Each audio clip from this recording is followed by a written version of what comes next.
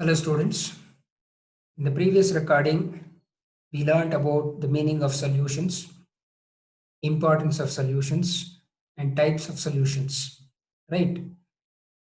And among types of solutions, we learned saturated solution, supersaturated solution, unsaturated solution.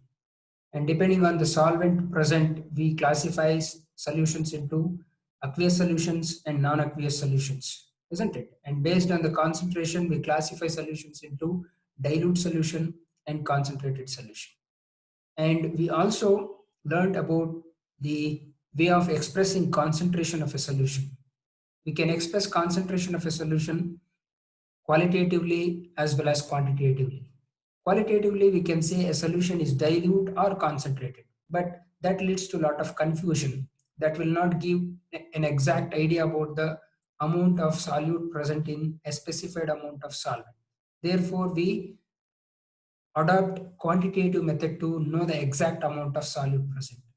Among quantitative methods, there are various methods, out of which we discussed about mass percentage, weight by weight, isn't it? Now let us get into the next type of concentration term, that is volume percentage. Volume percentage or mass percentage volume by volume is the most commonly method used for solution containing liquid components. That means liquid solution containing liquid component. Solute is also liquid, solvent is also liquid. For such solutions, we use volume percentage. How do we calculate the volume percentage of a component? What is the formula to be used? This is the formula to be used to calculate the volume percent of a component, which volume percent of a component is equal to volume of the component multiplied by 100 divided by total volume of the solution, right? So let us consider an example to understand the meaning of that. 10% ethanol solution in water. What does it mean? 10% ethanol solution in water means here ethanol is the solute, water is the solvent, right? And 10 ml of ethanol is mixed with 90 ml of water to get a total volume of 100 ml. So in a 100 ml of solution, 10 ml is ethanol, remaining 90 ml is water. That is the meaning of this. Let me repeat that. 10 ml of ethanol is dissolved in water such that the total volume of the solution is 100 ml. That means what is the volume of water in that solution? 90 ml. That is the meaning of that. Right. Now, as I said, this kind of unit is generally used for solutions containing liquids. Right. And for example, 35% volume by volume solution of ethylene glycol, which is an antifreeze, is used in cars for cooling the engine, right? And here 35% volume by volume solution of ethylene glycol means 35 ml of ethylene glycol. Meaning of this is 35 ml of ethylene glycol, or just simply glycol, I'll write glycol, and remaining 65% 65 ml of water. That is the meaning of that, right? 35 ml of ethylene glycol and 65 ml of water. That is the meaning of that. 35 ml of glycol is mixed with 65 ml of water to get 100 ml of ethylene glycol solution, which is used as an antifreeze. Antifreeze means here if you don't mix ethylene glycol with water, water is going to freeze at about 0 degrees Celsius. If you mix it with ethylene glycol, then that mixture is going to freeze at about minus 17 degrees Celsius, right? So that means the freezing point of water is going to be reduced by mixing it with glycol. That is application of that. That is why it is known as antifreeze. So here we should know only the meaning of 35% volume by volume solution. So now let us solve this simple problem related to this.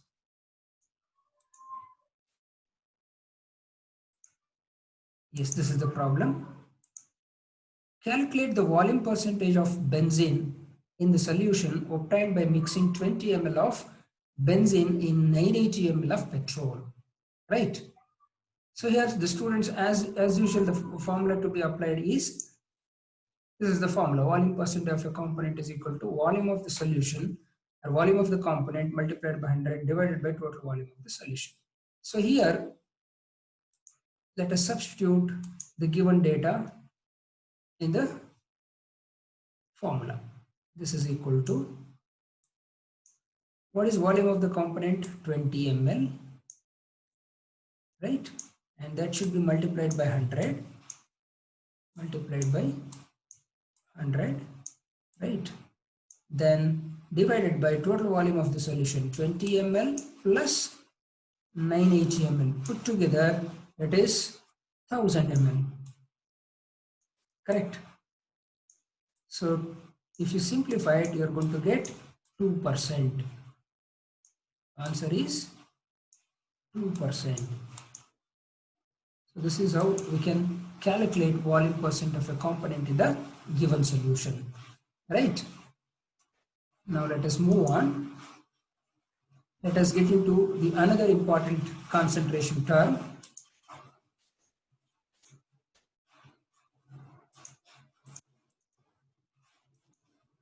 That is mass by volume percentage, or mass percentage by weight by volume, right?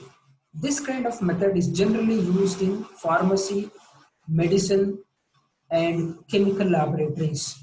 And for this, there is no formula as we found in mass percentage, weight by weight, and volume percentage, volume by volume.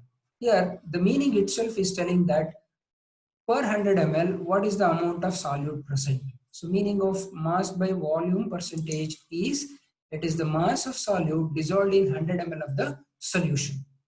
That is the meaning of this.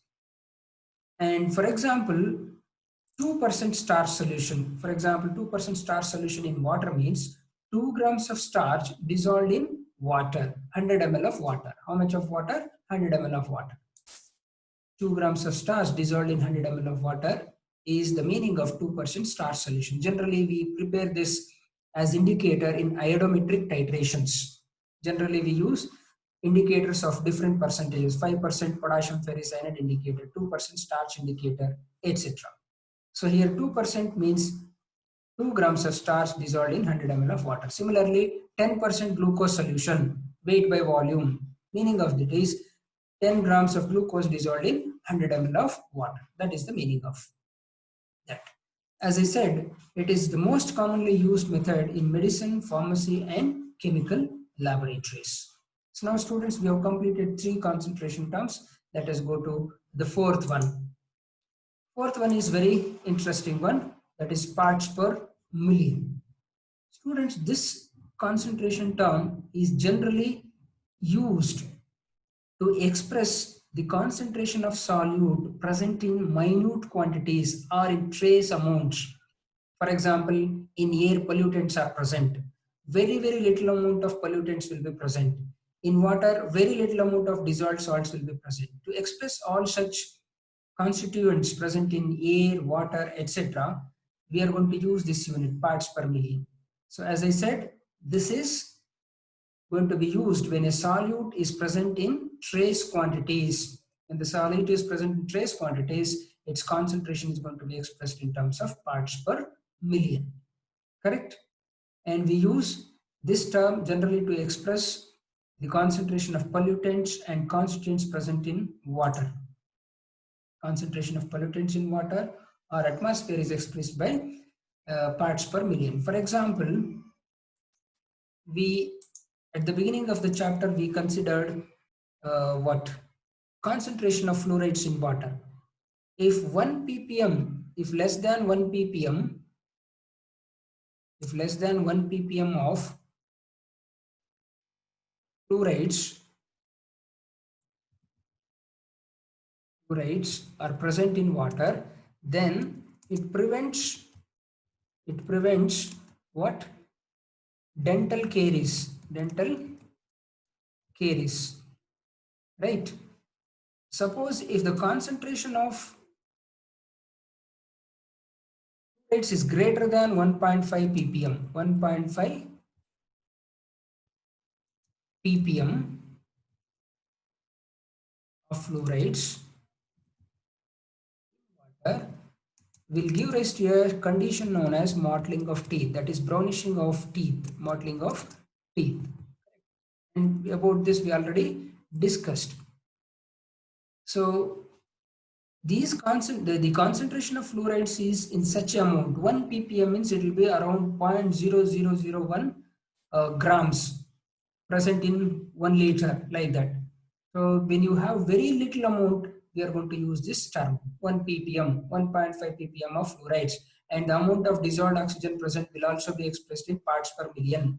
The amount of nitrates, chlorides, sulfates, which are all responsible for hardness of water, chlorides, sulfates, and bicarbonates, carbonates present in water are going to impart hardness to water. The salts causing hardness of water will also be expressed in parts per million. That is why with this unit becomes very, very important. Now, how do we calculate the parts per million if its concentration given in grams?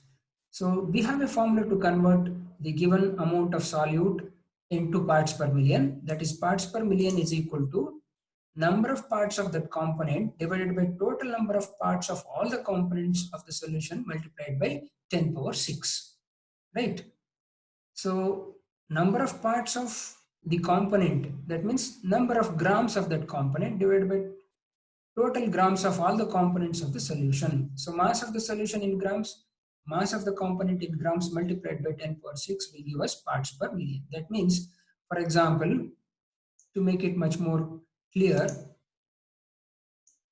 if I say 1 ppm of chloride,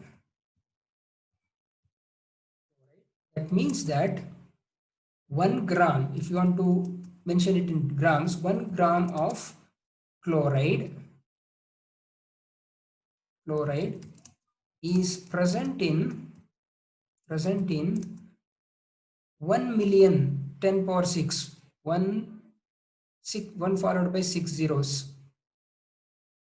1 million grams of water. That is the meaning of that. So meaning of 1 ppm of chloride is that 1 gram of chloride is present in 1 million grams of water, or 1 ml of chloride.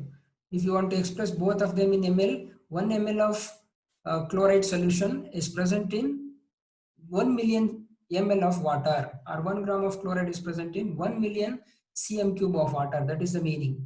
Since its value is so small, you multiply it by 10 power 6, it becomes magnified. That is the reason why we are going to multiply it by 10 power 6 and call it as parts per million. Correct? So when the amount is so small, if you multiply it by a large number like 10 power 6, definitely the value will also become larger. To magnify the amounts of such substances which are present in trace quantities, we have to convert it into parts per million, wherein we are going to get a finite value to express. Now let us solve a problem based on this. And we can also express this in this way: ppm is equal to mass of solute divided by mass of solution into 10 power 6. Right? So if you know the mass of the solute, either in grams or kg or whatever the amount they have given, substitute directly, multiply it by 10 power 6, you get that in terms of ppm. So let us calculate this. A liter of river water contains 6 into 10 power minus 3 grams of dissolved oxygen. Express the concentration of oxygen in ppm. Density of water is 1 gram per ml. A liter of water means 1000 ml. Here the density is given 1 gram is equal to 1 ml. 1000 ml is equal to 1000 grams. Amount of solute is 6 into 10 power minus 3 grams. Right? And we have to express that in terms of ppm. So as usual, the same formula we will apply. ppm is equal to mass of solute divided by mass of solution in 10 power 6. So mass of solute is how much? 6 into 10 power minus 3 grams, or 0.006 grams divided by mass of the solution is 0.006 grams. Mass of solute plus mass of solvent is 1000 ml. 1000 ml is equal to 1 ml is equal to 1 gram is equal to 1 ml. That is the density given. Therefore, 1000 grams should be equal to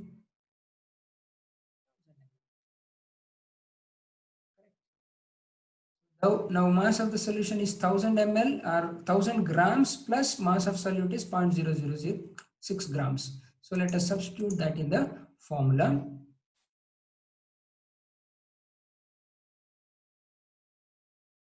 ppm is equal to 0.006 grams divided by 1000.006 grams. Mass of solute plus mass of solvent multiplied by 10 power 6 is equal to 5.99, approximately equal to 6 parts per million. Approximately equal to 6 parts per million. That means if you take 6 ml of oxygen that is present in 1 million ml of water, 6 ml of oxygen is dissolved in 1 million ml of water. That is the meaning of 6 ppm. Correct.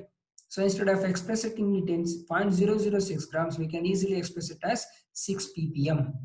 And 6 ppm is equal to 6 milligrams per ml. If you have to express it in milligrams, ppm is equal to 6 milligram per liter. So same 6 ppm can also be written as 6 ppm equal to 6 milligrams per liter. 6 milligram per liter. 6 milligram per liter. 6 milligram per liter itself can be called as 6 ppm because milli means 10 power minus 3. 6 into 10 power minus 3 grams for 1 liter into 10 power 6. If you do it, again you'll get back to this value, that is 6 ppm. Right? So ppm can also be expressed as milligram per liter. So students, you should remember that as well because it becomes easy to solve questions in competitive examinations. Now students, let us quickly move on to the next concentration term, that is mole fraction. Mole fraction is generally indicated by this symbol, that is chi. Chi is the symbol for mole fraction. Students, this mole fraction is very useful in relating vapor pressure of solutions with the concentration of solute, and also it is very useful in describing the composition of gaseous mixtures, right? And this mole fraction is going to be used to calculate the mole fraction of any of the components of the solution.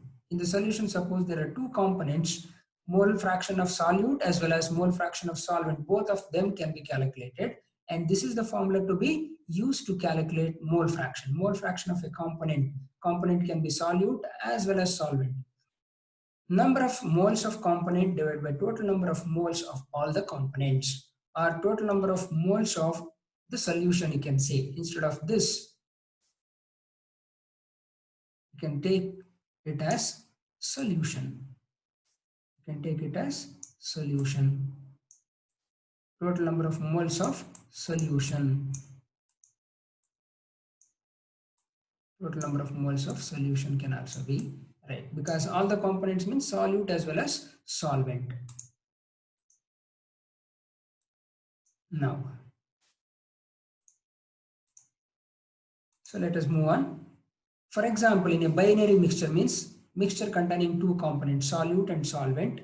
If A is the number of moles of, if the number of moles of A and number of moles of B are Na and Nb, then mole fraction of A will be, so let us say in a solution there are two components.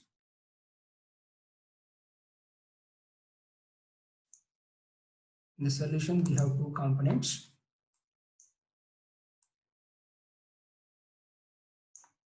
So we have a solution in the container. So in that we have A plus B. It is a binary mixture. So component of A, component B. So let Na is the number of moles of A. Nb is the number of moles of B. Correct. Then if you have to calculate the number, mole fraction of A, you should write down it separately. Similarly, you can calculate the mole fraction of B separately. So let us do that. So if you want to calculate the number of moles of A, then mole fraction of A is equal to number of moles of A divided by total number of moles of the solution. So this is mole fraction of A. Number of moles of A divided by number of moles of A plus number of moles of B. That is total number of moles of all the components. So chi A is the mole fraction of A and Na is the number of moles of A. Na is the number of moles of A as well as number of moles of B. So this is the formula to calculate the mole fraction of any one of the component of a binary solution. Suppose if the solution contains more than one component, it can contain 3 components, 4 components, etc. Or similarly, it can contain I components, I number of components. For a solution containing I number of components, then the mole fraction of ith component can be obtained by this expression. Mole fraction of ith component is equal to number of moles of ith component divided by total number of moles of all the components, which can also be written as number of moles of ith component divided by summation of number of moles of all the components. So generally we use this formula because we are restricted ourselves to binary solutions. Now students, as I said, this mole fraction is very useful in relating the vapor pressure with the concentration of the solution. And it is also useful to calculate the composition of gas mixtures or gaseous mixture, where 2 gases are mixed up one another. What is the concentration of one gas with respect to the other gas? We can express it in mole fraction. And it is a unitless quantity. Generally, after dividing, we don't get any unit like gram per mole or mole per liter or mole per kg. Such units we don't express for mole fraction. It is unitless quantity. Even mass percentage, we don't use any unit. The next concentration terms, that is molarity, molality, they are all going to be described by a particular unit. Let us understand that. Let us consider molality. Before that, let me solve a question related to this. Calculate the mole fraction of ethylene glycol in a solution containing 20% of ethylene glycol by mass in water. Students, analyze the problem carefully. Here, mass percent is given, 20% of ethylene glycol by mass. What is the meaning of that? Then we have to write down the mole fraction formula. Then calculate the number of moles of ethylene glycol divided by total number of moles of the solution. We can get the answer. So let us first understand what is 20% of ethylene glycol by mass in water. 20% of ethylene glycol by mass in water means 20 grams of ethylene glycol and 80 grams of water. That gives 100 grams of the solution. So let me repeat that. 20% of ethylene glycol by mass means solution will contain 20 grams of ethylene glycol and 80 grams of water in 100 grams of the solution. That means mass of solute is 20 grams, mass of solvent, that is water, is 80 grams, mass of the solution is 100 grams. And what we have to calculate? We have to calculate mole fraction. What we have to calculate? We have to calculate mole fraction. What is the formula for mole fraction? We have to calculate any one of the components. Mole fraction of ethylene glycol or just glycol is equal to number of moles of ethylene glycol divided by total number of moles of all the components. So this is the formula to be used. Mole fraction of glycol is equal to number of moles of ethylene glycol divided by number of moles of solute, that is glycol, plus number of moles of solvent, that is water. Now to substitute in the formula, what we require number of moles. How do you calculate number of moles of a substance? Number of moles of any substance is equal to mass of the solute divided by molar mass, correct? Molar mass. So accordingly, if you use this formula, you can calculate the number of moles, correct? So that means we need to know what? molecular mass of ethylene glycol. You should calculate the molecular mass of ethylene glycol using the molecular formula C2H6O2. C2 means 12 into 2 24 plus 6 30 plus oxygen 16 into 2 32. 32 plus 38 is 62. So 62 is the molecular mass of ethylene glycol. So molar mass of ethylene glycol is 62 gram per mole. How do we calculate the number of moles? The mass of ethylene glycol is 20 divided by its molecular mass. It is going to give us the number of moles. So number of moles of ethylene glycol is equal to mass of ethylene glycol divided by molar mass of ethylene glycol, which will give us 0.322 mole. So we have got the numerator value, that is moles of ethylene glycol. In the denominator, we can substitute the same value. What about moles of water? What is the mass of water? 80 grams. What is the molar mass of water? 18 gram per mole. So if you divide 80 divided by 18, you are going to get the number of moles. So 80 divided by 18 gram per mole is equal to 4.44 moles. So we know the number of moles of ethylene glycol, number of moles of water. If you just simply substitute in the formula, you'll get the answer.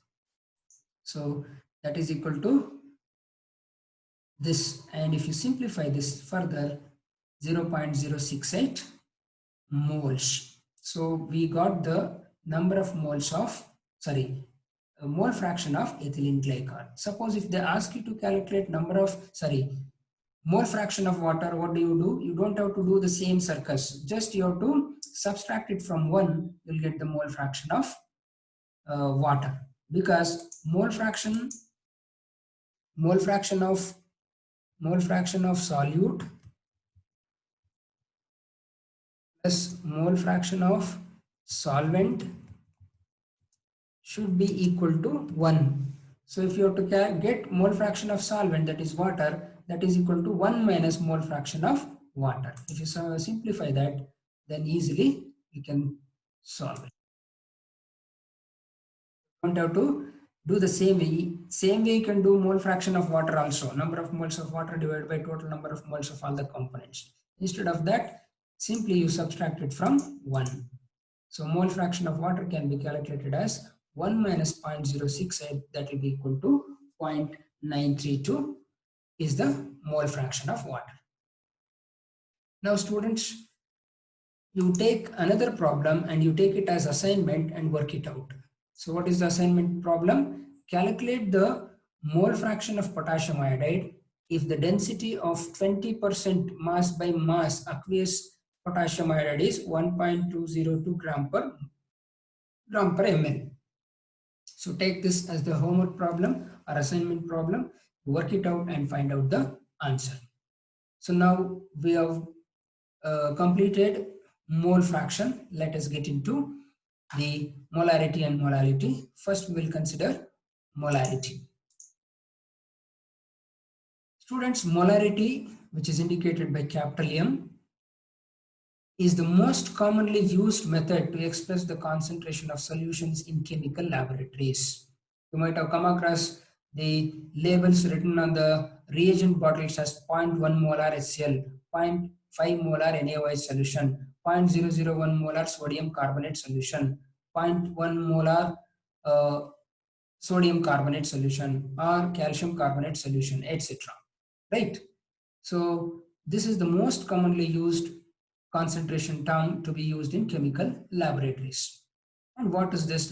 Let us understand. This is nothing but the number of moles of solute present in 1 liter. 1 molar solution means 1 mole of a solute present in 1 liter of the solution. So let me repeat that. Molarity is defined as the number of moles of solute dissolved in 1 liter of solution. For example,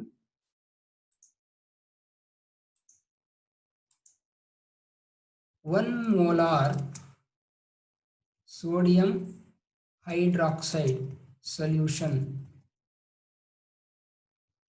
means 1 mole of NaOH dissolved in 1 liter of water. Right, that is the meaning of this. 1 liter of the solution will contain 1 mole of NaOH. That is the meaning of 1 molar solution. Similarly, 1 molar acetic acid solution means 1 mole of acetic acid present in 1 liter of acetic acid solution. 0.1 molar sodium carbonate solution means 0.1 mole present in 1 liter of sodium carbonate solution. That's how we should understand the molarity, and simply we write capital M. The meaning of capital M is that if I write 1 capital M, 1 molar solution, we should read it as 1 molar or molar solution. What is a molar solution? It is a solution containing 1 mole of the solute in 1 liter. What is the formula to be used? And the unit of this is expressed as moles per liter, because when you write the formula molarity is equal to number of moles divided by volume of the solution in liters, definitely the numerator will have moles in the denominator later. So unit of molarity is moles per liter. And student, this concentration term is little different from other concentration terms because it depends on the temperature. As the temperature increases, concentration or molarity increases. Molarity M of a solution increases with increase in temperature, because molarity is calculated by using volume of the solution. Volume of the solution will be dependent on temperature. As the temperature increases, volume of the solution decreases due to the evaporation of the solvent. You can look at the formula. Molarity is equal to moles of solute divided by volume of the solution. So when we increase the temperature, volume of the solution decreases due to evaporation. So therefore, concentration of the solute increases or molarity increases, right? So this is the formula to be used. Molarity is equal to number of moles of the solute divided by volume of the solution in liters. So let us solve a problem based on this. Calculate the molarity of a solution containing 5 grams of sodium hydroxide in 450 ml of solution. So what do we do? As usual, first we'll write down the same formula. Molarity is equal to moles of solute divided by volume of the solution in liter. What is the requirement? We require moles of solute. What is the solute? Which is the solute? Solute is sodium hydroxide. Which is a solvent? Water is the solvent. Solvent is water, because it is aqueous solution. So water is the solvent. Therefore, so moles of solute we can calculate. How? Weight of solute is 5 grams. Its molecular mass we should calculate. Sodium 23, oxygen 16, hydrogen 1. If you add all of them, you'll get 40. So molecular mass of sodium hydroxide is 40 gram per mole. If you divide weight of solute, that is 5 divided by 40, you'll get the what number of moles. And similarly, we should note down the volume of the solution and then substitute in the formula you'll get. First, let us calculate number of moles of solute. Moles of solute is equal to 5 gram divided by 40 gram per mole. How did you get 40 grams? By adding the atomic masses of all the elements. Sodium 23, oxygen 16, hydrogen 1. If you add all of them, you'll get 40 gram per mole. Unit of molar mass is gram per mole. Weight of solute is 5 grams. Gram gets cancelled. Per mole becomes mole. So if you simplify, 0.125 mole is the answer obtained. Correct? Now,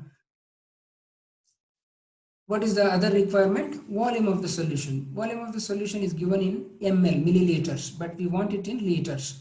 So 450 ml is equal to, meaning of 450 ml, 450 ml is equal to 450 milli means 10 power minus 3. 10 power minus 3. 10 power minus 3 means milliliter.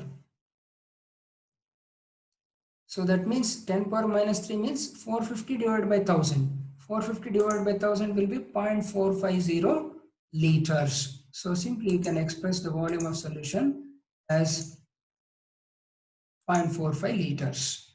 Let me show that volume of the solution in liters is equal to 450 ml or 0.450 liters. So just if you substitute in the formula, and simplify, you'll get the molarity of the solution. Molarity is equal to 0.125 mole that we have calculated, 0.450 liters that also we have calculated. Simplify, you'll get 0.278 molar or 0.278 molars. This is very important. This can be read as 0.278 mole per liter, or simply if you just write molar, the meaning of that is mole per liter, right? I hope you have understood it.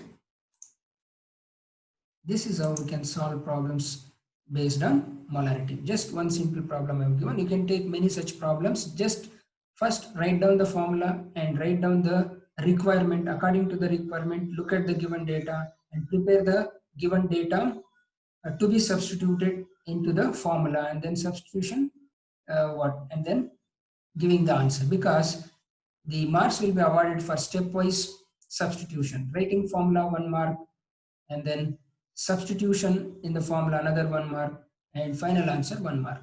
So even if you just write the correct formula to be applied without doing anything, you'll get 1 mark. So that is the reason why always follow stepwise manner.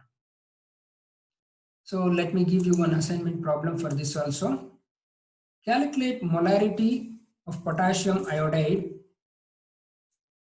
if the density of 20% mass by mass aqueous potassium iodide is 1.202 gram per ml. Right? It is the same solution that I have given for the other mole fraction as well. For the same solution, you should calculate molarity, mole fraction in the next one, next concentration, molality. There also I'll give one more problem related to this. Now students, let us consider another important concentration terms, that is molality. Molality symbol is small m. Molality symbol is small m, and this molality will be used for such solutions where the concentration should not change. When we use molarity, concentration might change due to change in the temperature. If you don't want to have that confusion, you can use the term molality. What is molality? It is the number of moles of solute present in 1 kg of the solvent. Let me repeat it. Molality is defined as the number of moles of the solute per kilogram of the solvent. That means how many moles of solute present in 1 kg of the solvent. That is the molality. But this molality term does not depend on what? Temperature, and the unit of this molality is moles per kg. What is the unit of molality? It is expressed as moles per kg, and it does not depend on temperature, because the formula for this is molality is equal to moles of solute divided by mass of solvent in kg. So moles will not change with temperature. Similarly, mass of the solvent will also not change with temperature. Therefore, molality does not depend on temperature, whereas molarity depends on temperature, because in the denominator, molarity, we have volume of the solution in liters. So volume will change with change in temperature. So now this is the formula to calculate molality. Suppose if I write 1 molal solution, 1 molal, just simply they'll give 1 small m molar sodium chloride solution. What is the meaning of this? The meaning of this is 1 mole of NaCl, 1 mole of NaCl is present in 1 kg of water. So let us say if the solvent is water, 1 kg of water. That is the meaning of this. Present in 1 kg of water. This is how we can understand the meaning of that. 1 molal, if I write small m, you should read it as 1 molal. 1 molal sodium chloride solution means 1 mole of sodium chloride is present in 1 kg of water. Right? So let me solve a problem related to this.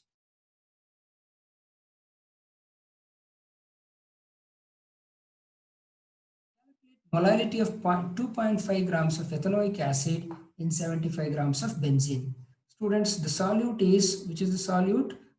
Solute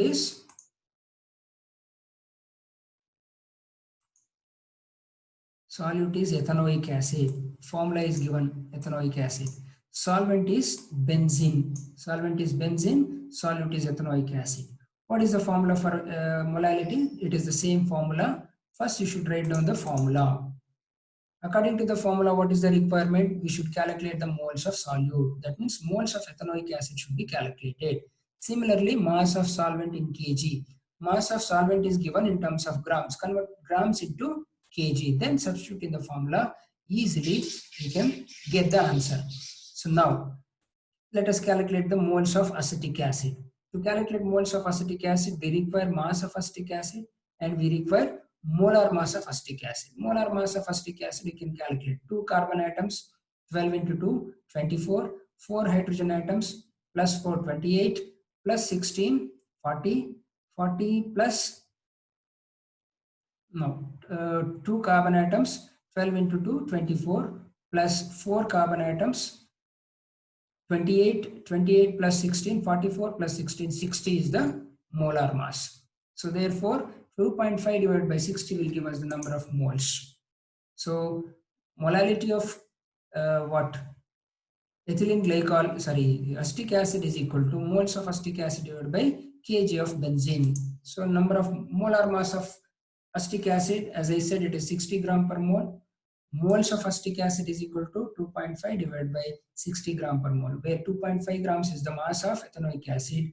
Molar mass of ethanoic acid is 60 gram per mole, that is equal to 0.0417 mole. So we know moles of acetic acid. Convert the grams into kg. 75 grams is equal to 75 into 10 power minus 3 kg. So let us substitute all that in the formula. Right. So if you substitute in the formula 2.5 divided by, 0.0417 divided by 75 into 10 power minus 3 kg. So that is equal to 0.556 mole per kg. 0.556 mole per kg is the molality of this particular solution. So that is the meaning. So that is why you should write down the formula. If you write down the formula, correct formula, then that itself will guide you how to proceed about the problem. So we have completed all the 7 different terms of concentration terms to express the concentration of a solution quantitatively. In addition to that, we have one more term, but it is not there in NCERT syllabus now. Normality. Normality is nothing but number of moles, number of equivalents, not moles, equivalents per liter of the solution, volume of the solution in liters. So there is one more term related to concentration terms. Very frequently we use this normality, but it was there in earlier syllabus. Now NCERT is not recommending the usage of normality. Instead of normality, we have to use molarity even in the laboratories. Normality is equal to number of equivalents divided by volume of the solution in liters. Very similar to molarity. But to calculate number of equivalents, we should divide mass of the solute by equivalent mass. That is the only difference. Otherwise, volume of the solution remains same.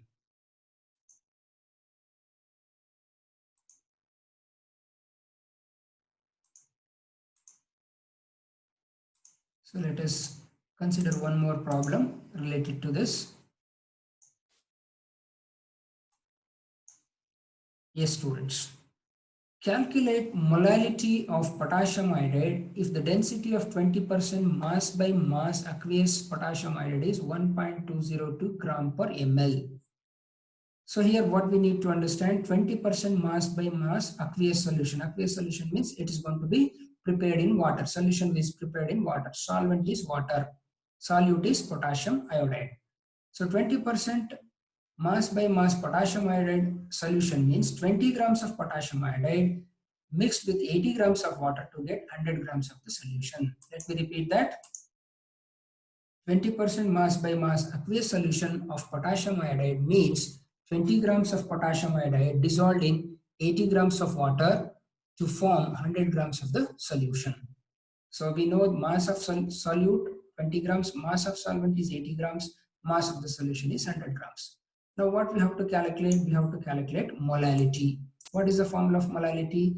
Molality is equal to moles, number of moles of potassium iodide divided by mass of the solvent in kg.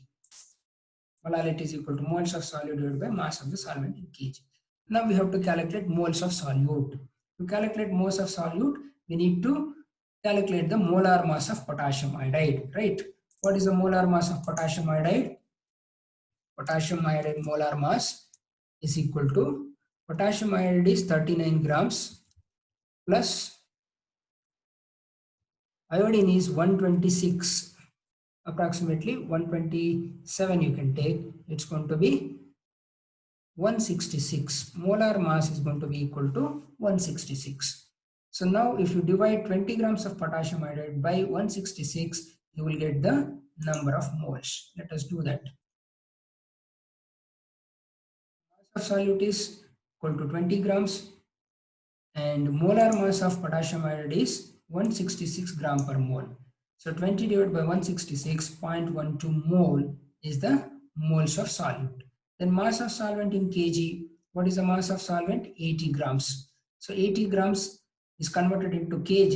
80 into 10 power minus 3 kg. 80 into 10 power minus 3 kg. So let us substitute these two values in the formula.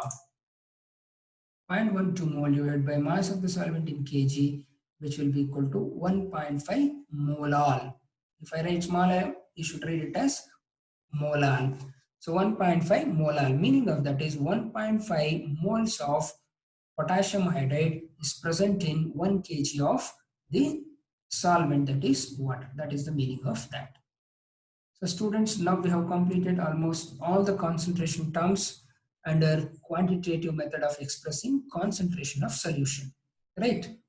Out of all these concentration terms, that is mass percentage we have weight by weight, volume by volume, mass by volume, etc. Mass percent, parts per million, mole fraction and molality are independent of temperature. They do not vary when the temperature is increased or temperature is decreased. But there is one concentration terms which varies with temperature, that is molarity. Molarity increases with increase in temperature because volume depends on temperature. So students, this is about the different ways of expressing concentration of a standard solution or just a solution. Now let us quickly move on to the next topic, that is solubility of a solid in liquid. Already we have come across this term in the previous recording. What is solubility? It is the maximum amount of solute that can be dissolved in a specified amount of solvent at a particular temperature and pressure, right?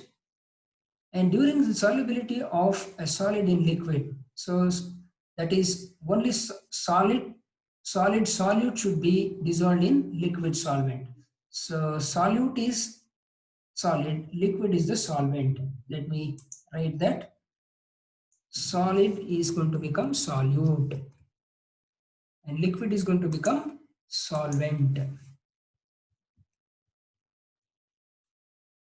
Correct. Solute and solvent. Now, when we think of solubility of any solid in a liquid, do you think all the solids are going to be soluble in all liquids, or any given solute is soluble in the same solvent? You take 4 or 5 solutes, try to dissolve it in the same solvent. Do you find all of them soluble in the same solvent? Let us find out all that. Let me consider an example. Students, salt, when it is put it into water, that is like sodium chloride, when it is dissolved in water, we will get sodium chloride solution. And we will not see any sodium chloride still present in the solution. If you see any undissolved salt, then salt is insoluble, we'll say, right?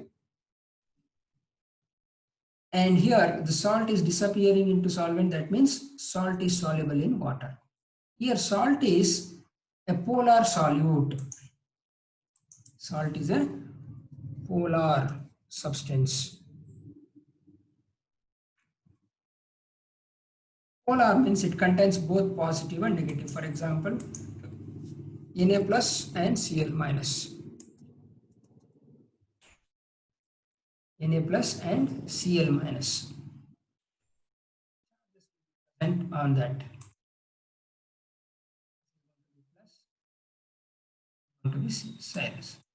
And water is also a polar solvent. Is polar solvent. That means when you write water, water molecule also possesses charges, opposite charges. When I write water, oxygen,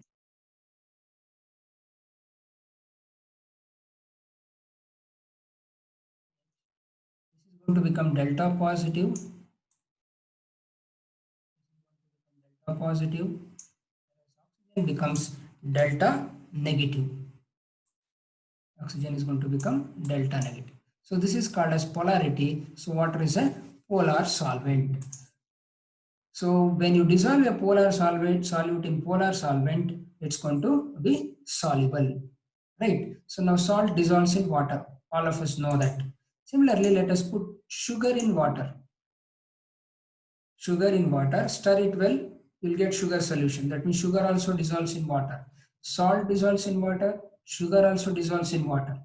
But can we dissolve this salt in another solvent like benzene? Let us replace water by benzene. So if you put salt into benzene, here benzene is the solvent. So here the liquid portion that you are seeing is benzene. Benzene is the solvent. If you put salt into benzene, you will see all the salt remaining as it is, undissolved sodium chloride. That means sodium chloride or salt is not soluble in benzene. Why? Because benzene is a non-polar solvent, whereas sodium chloride is a polar solute. Similarly, can we expect a non-polar solute to be soluble in a polar solvent? For example, if you put naphthalene balls into water, if you put naphthalene balls into water, do you think it's going to be soluble? No. So undissolved naphthalene in water, when we put naphthalene into water, naphthalene balls will not dissolve because naphthalene is a polar solute. Naphthalene non-polar solute, non-polar solute, whereas water is a polar solvent. Polar solvent. That means always we can expect polar solutes to be soluble in polar solvents, non-polar solutes to be soluble in non-polar solvents. Suppose if you put naphthalene balls into benzene, definitely naphthalene will dissolve in benzene. So that means what is the conclusion out of these examples? Conclusion out of these examples is when we dissolve a solid in liquid, the conclusion is that polar solutes are soluble in polar solutes dissolve in polar solvents and non-polar solutes dissolve in non-polar solvents, or we can say like dissolves in like, unlike dissolves in unlike. That means the intermolecular forces of attraction present in the solute should match the intermolecular forces of attraction present in the solvent. Then only the substance becomes soluble. So let me type that the type of, the nature of forces of attraction between molecules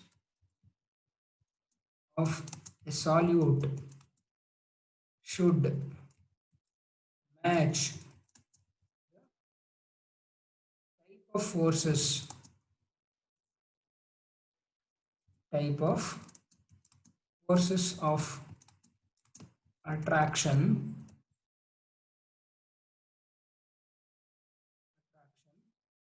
between molecules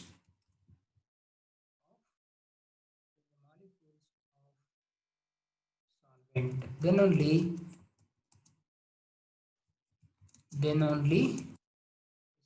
solute dissolves. So this gives a clarity about the solubility of solutes. Very, very important. Nature of forces of attraction between the molecules of a solute should match the type of forces of attraction between the molecules of present between the molecules of solvent. Then only the solute dissolves. That is why polar salt containing ions dissolves in the polar solvent. Water molecule carries both positive end and negative end. So therefore it dissolves in it. But if you put salt into benzene, salt will not be able to dissolve because salt is ionic, whereas benzene is non-ionic. Benzene will not carry any charges present on the molecule. So that is the reason why we need to think about which solute has to be dissolved in which solvent. Correct. So this is about the solubility of a solid in a liquid. So students, at this stage, let me stop this recording because we have almost completed many topics. Just let me recall what did we do in this recording. We started with the uh, volume percentage. Then we learned uh, mass percentage by volume, then parts per million, then mole fraction, molarity, molality. Correct. For each case, we wrote down the formula and we solved a simple problem based on each type of concentration term. And we also noted down important points related to each of those terms. Correct. And we also learned about the other term, that is normality. Generally we don't use that normality concept in recent days because it leads to confusion. That is why we use molarity more frequently than normality. Then we understood about solubility of a solid in liquid. So in the coming recording we will continue from solubility of solid in a liquid and associated terms, and then get into solubility of gas in liquid. So thank you.